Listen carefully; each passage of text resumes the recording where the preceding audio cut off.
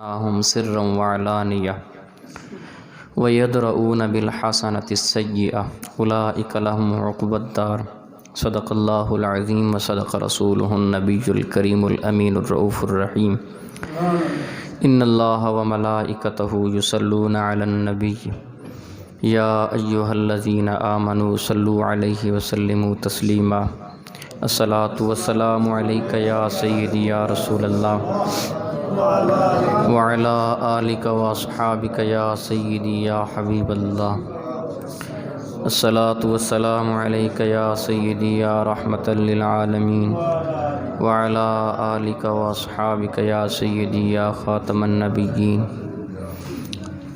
اللہ تبارک و تعالی نے اپنی لاریب کتاب قرآن مجید فرقان حمید میں ارشاد فرمایا، جو لوگ صبر کرتے ہیں وَيَدْرَؤُونَ بِالْحَسَنَةِ السَّيِّئَةِ، اور برائی کے بدلے میں بھی بھلا ہی کرتے ہیں، اولئک لہم عقبی الدار، آخرت تو انہی کی ہے۔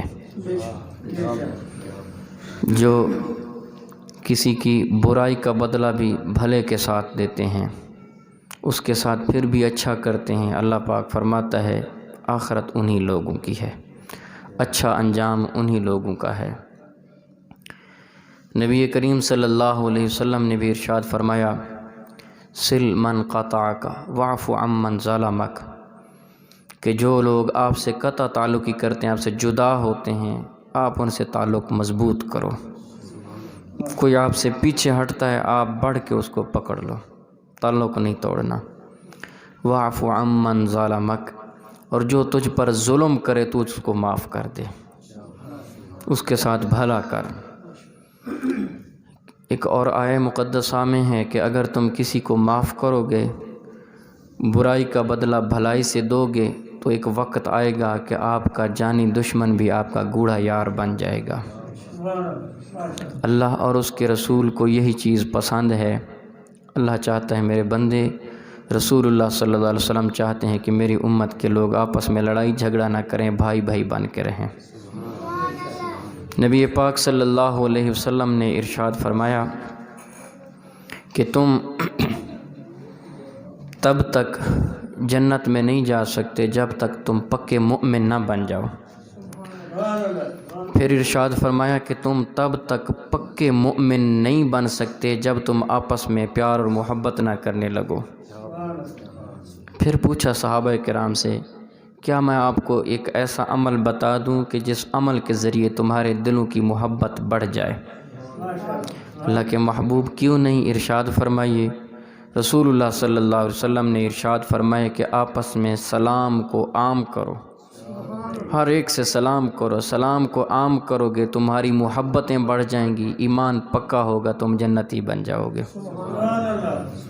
تو رسول اللہ صلی اللہ علیہ وسلم کا یہ مقصد ہے، آپ علیہ الصلوۃ والسلام کی پسند ہے کہ ہم امتی سارے مل کے بھائی بھائی بن کے رہیں۔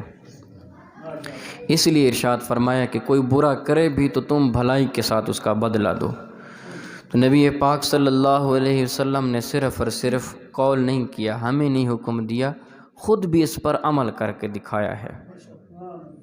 نبی پاک صلی اللہ علیہ وسلم پر جتنے کفار کی طرف سے مظالم ڈھائے گئے اور جتنا حضور علیہ الصلوۃ والسلام پر آزمائشیں آئیں، کائنات میں کسی انسان پر اتنی آزمائشیں نہیں آئیں۔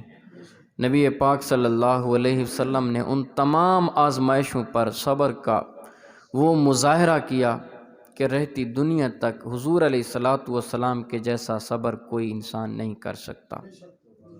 آپ حضرات کی توجہ میری طرف ہونی چاہیے۔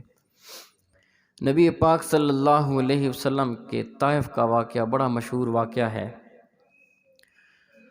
پس منظر کچھ ایسا ہے کہ ایک مرتبہ سیدہ عائشہ صدیقہ رضی اللہ تعالی عنہا حضور علیہ الصلوۃ والسلام کی بارگاہ میں عرض کرنے لگیں، اللہ کے محبوب یہ بتاؤ کہ احد کے دن سے بھی بھاری دن کبھی زندگی میں آیا ہے؟ احد کے دن سے، کہ جس دن رسول اللہ صلی اللہ علیہ وسلم کے پیارے چچا حضرت حمزہ رضی اللہ تعالیٰ عنہ کی شہادت ہوئی، نبی پاک صلی اللہ علیہ وسلم انتہائی غمگین ہوئے۔ پریشانی کے عالم میں حضور علیہ الصلاۃ والسلام نے اپنے سر مبارک پر پٹی باندھی ہوئی تھی اور بار بار یہی پوچھ رہے تھے، ما فعل امی، میرے چچا کا کیا حال ہے؟ شہادت کے بعد میرے چچا کا کیا بنا، ان کا کیا حال ہے؟ تو اس قدر پریشانی کے عالم میں حضور علیہ الصلاۃ والسلام تھے۔ عائشہ پاک عرض کرتی ہیں، اللہ کے محبوب وہ دن تو بہت پریشانی والا تھا، آپ بہت غمگین تھے، کیا اس سے بھی کوئی بھاری دن آپ کی زندگی میں آیا ہے؟ تو اس وقت رسول اللہ صلی اللہ علیہ وسلم نے طائف کا قصہ سنایا۔ فرمایا کہ ہاں، جس دن میں طائف کے لوگوں کو اللہ کا پیغام سنانے کے لیے ان کے ہاں گیا، بد اخلاقی کی انہوں نے حدیں کراس کر دیں۔ جب تک وہاں پہ سنایا تو انہوں نے کانوں میں انگلیاں ڈال کے کہا کہ ہم آپ کی بات نہیں سننا چاہتے، اور پھر حتیٰ کہ پتھروں کی بارش کر دی، کنکر مارے۔ فرمایا کہ میں واپس چلا تو لوگ پیچھے سے، شرارتی لوگ جو تھے وہ پیچھے سے پتھر مارتے تھے، پتھر برساتے تھے۔ فرمایا کہ ان کا یہ حال تھا پتھر برسانے کا کہ میرا جسم لہو لہان ہو گیا، کہ میرے جوتوں تک میرا خون پہنچ گیا، چلنا بھی مشکل دشوار تھا، حتیٰ کہ تھک کے پریشانی کے عالم میں کہیں میں بیٹھتا تھا تو بازو پکڑ کے کھڑا کر دیتے اور پھر پتھر مارتے۔ یہ کیفیت تھی۔ رسول اللہ صلی اللہ علیہ وسلم فرماتے ہیں کہ بہتے خون کے ساتھ سفر کرتا، چلتا چلتا، ادھر دل بھی بڑا دکھی تھا، غمگین تھا اور تھکاوٹ بھی تھی سفر کی وجہ سے۔ فرماتے ہیں ایک جگہ پہ جا کے میں نے تھوڑی دیر آرام کرنے کا سوچا، میں بیٹھ گیا اور آرام کرنے کے بعد تھوڑی ہی دیر کے بعد جب میری طبیعت کچھ سنبھل گئی تو مجھے پتہ چلا کہ دکھ کی کیفیت میں، پریشانی کے عالم میں مجھے تو یہ نہیں پتہ تھا کہ میں نے جس جانب جانا تھا اس کی مخالف سمت سفر کرتا رہا۔ یہ کیفیت تھی حضور علیہ الصلاۃ والسلام کی۔ اتنے میں جو فرشتہ پہاڑوں پر معمور ہے، جبریل امین کی بارگاہ میں حاضر ہوا، جا کر کہنے لگا کہ مجھے ساتھ لے کے اللہ کے حبیب کی بارگاہ میں جاؤ اور حضور سے مجھے اجازت لے کے دو۔ جن لوگوں نے حضور علیہ الصلاۃ والسلام پر صرف ایک کنکر بھی اٹھایا ہے، مجھے اجازت دی جائے ان لوگوں پر میں 2 پہاڑیاں گرا کے ان کا نام و نشان تک دنیا سے مٹا دوں۔ اور جبریل امین اس فرشتے کو لے کے حضور کی بارگاہ میں حاضر ہوئے، آ کے عرض کرتے ہیں اللہ کے حبیب ہمیں اجازت دیجیے، ہم آپ کے دشمنوں کو دنیا سے ہمیشہ کے لیے ختم کرنا چاہتے ہیں، ادھر دنیا میں رہے گا تو فقط آپ کا غلام اور آپ کا نام لیوا ہی رہے گا، جو آپ کا دشمن ہے اس کو حق ہی نہیں ہے کہ وہ دنیا میں رہے، آپ ہمیں اجازت عطا فرما دیں۔ ان کی اس بد اخلاقی کا حضور علیہ الصلاۃ والسلام نے جواب دیتے ہوئے ارشاد فرمایا فرشتوں کو، میں دعا کرتا ہوں تم بدلے میں آمین کہہ دینا، اللہ پاک انہیں نہ صحیح ان کی نسلوں کو اسلام ضرور عطا فرمائے گا۔ اللہ یا رسول اللہ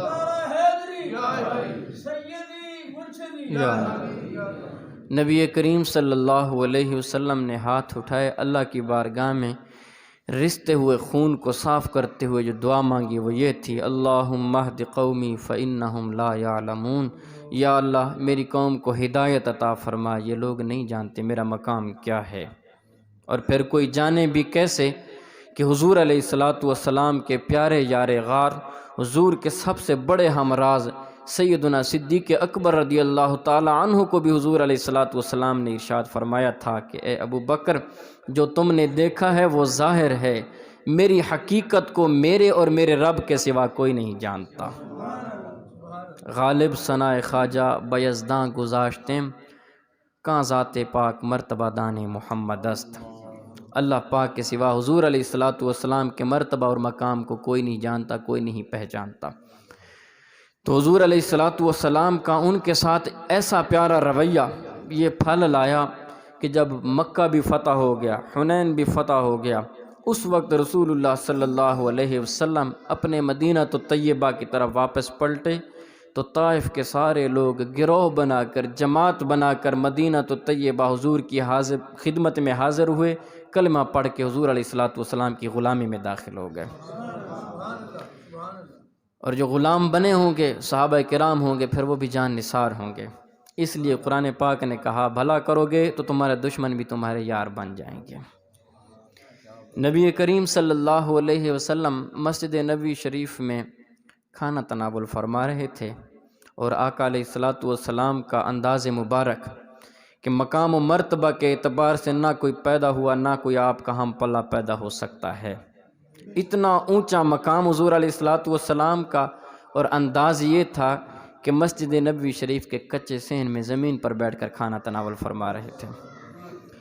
مدینے کی ایک ایسی عورت جس کے بارے میں مشہور تھا کہ یہ بڑی بد اخلاق ہے، بد زبان ہے، جس سے بھی بات کرتی ہے وہ بندہ پچھتاتا ہے کہ اس سے کیوں میں نے بات کی، وہ ایسی باتیں کرتی۔ اس کا گزر ہوا، اس نے دیکھا دروازے سے حضور کو کھانا کھاتے ہوئے، کہنے لگی کہ آپ تو ایسے کھانا کھا رہے ہیں جیسے عبد کھانا کھاتے ہیں۔ عبد غلام کو کہتے ہیں۔ نبی پاک صلی اللہ علیہ وسلم نے مسکراتے ہوئے جواب دیا، تو بھلا مجھے آپ کیا سمجھتے ہو؟ مجھے آپ عبد نہیں سمجھتے؟ میرے جیسا کوئی عبد آج تک آپ نے دیکھا ہے؟ میں بھی تو ایک عبد ہوں، جب عبد ہوں تو عبد کی طرح ہی کھانا کھاؤں گا۔ عبد سے مراد اللہ کا بندہ تھا۔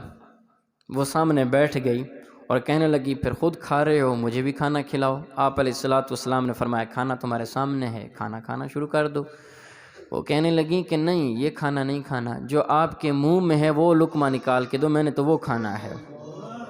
شاید اس کا مقصد طنز تھا، استہزاء تھا، لیکن اس کا طنز بھی اس کے لیے اچھا ثابت ہوا۔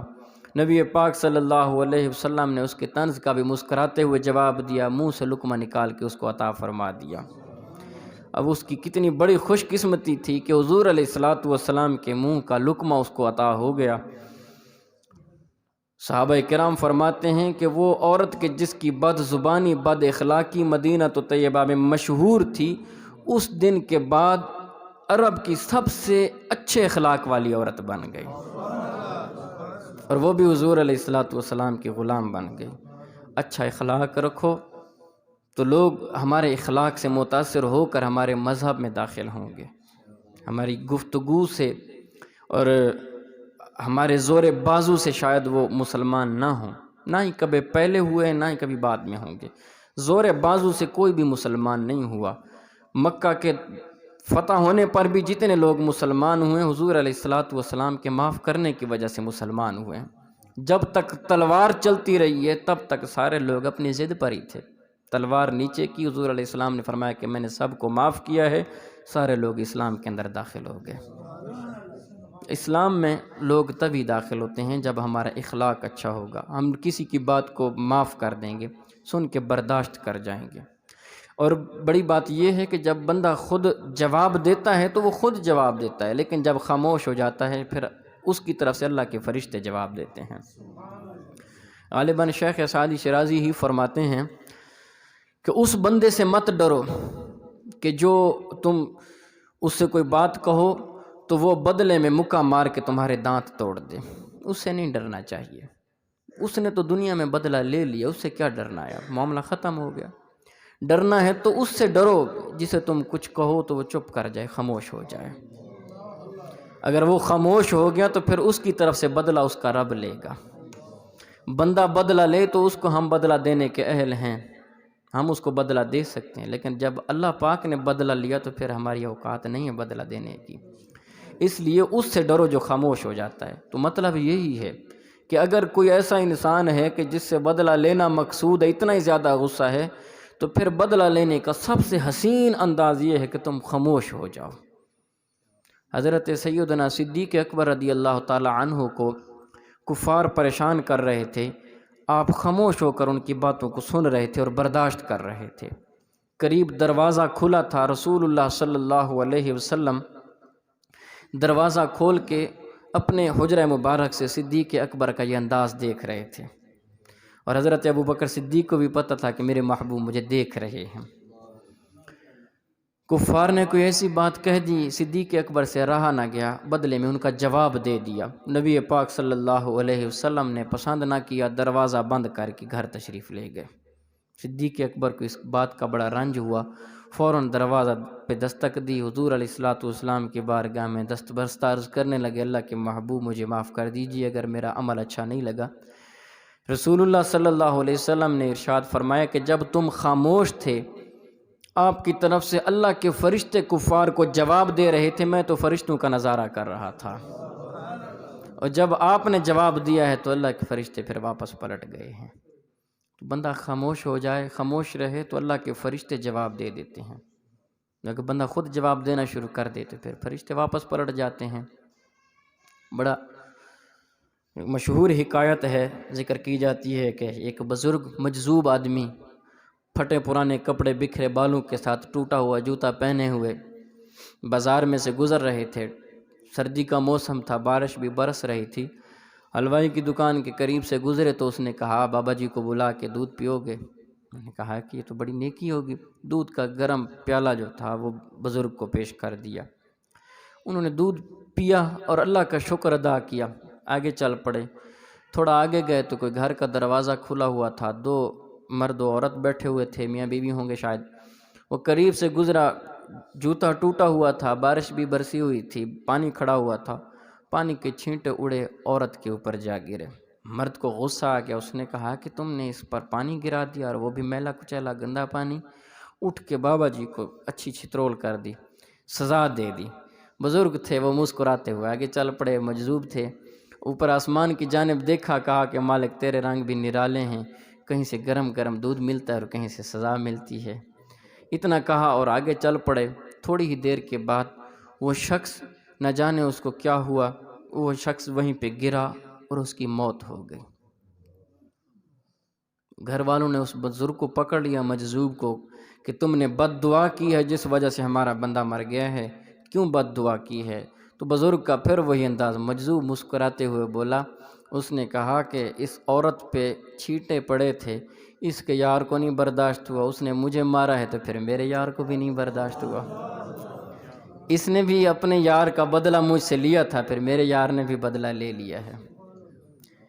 میں نے تو جو بدلہ لیا تھا وہ برداشت کر لیا ہے، لیکن اللہ پاک نے پھر ایسی سزا دی ہے نا، لا یسأل عما یفعل، اللہ پاک تو جو کرتا ہے کوئی پوچھ بھی نہیں سکتا کہ کیوں کیا ہے۔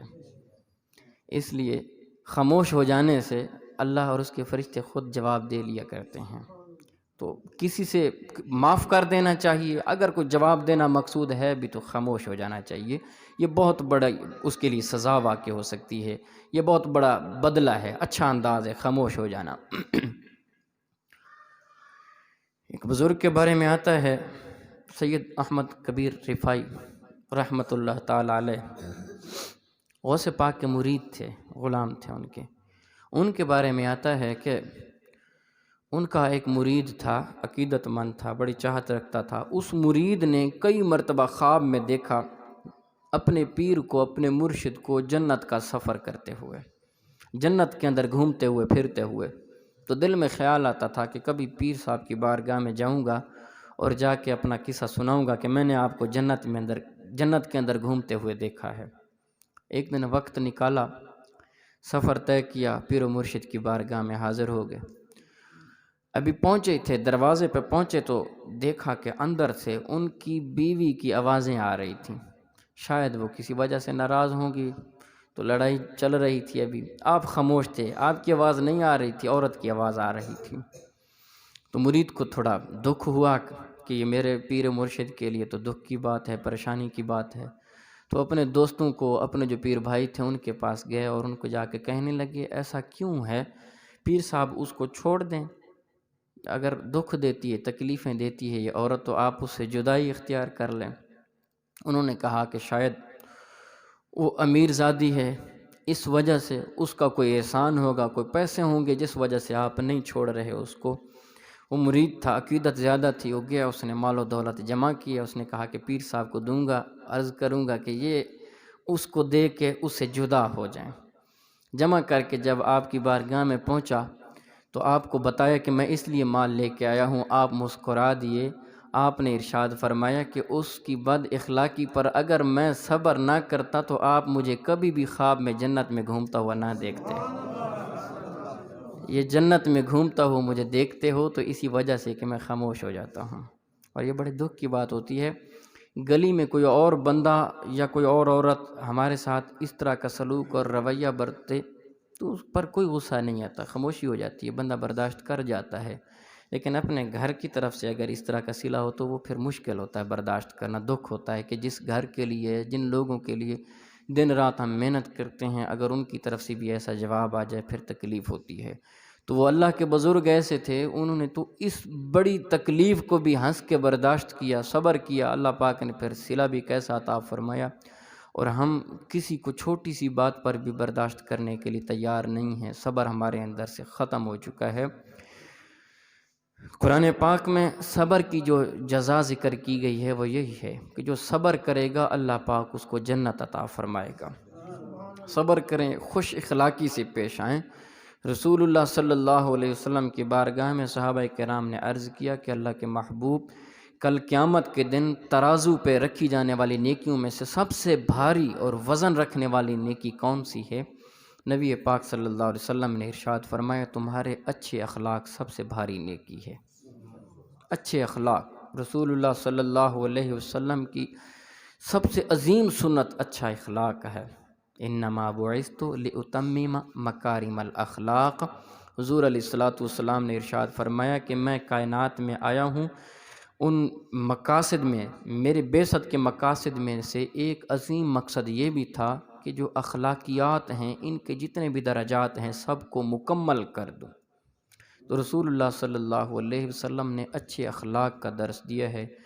دعا گو ہیں کہ اللہ رب العزت ہمیں حضور علیہ الصلوۃ والسلام کی سنت و سیرت پر عمل کرنے کی توفیق و سعادت عطا فرمائے۔ وما علی الا البلاغ المبین۔ سلام علیکم۔ مصطفیٰ جانے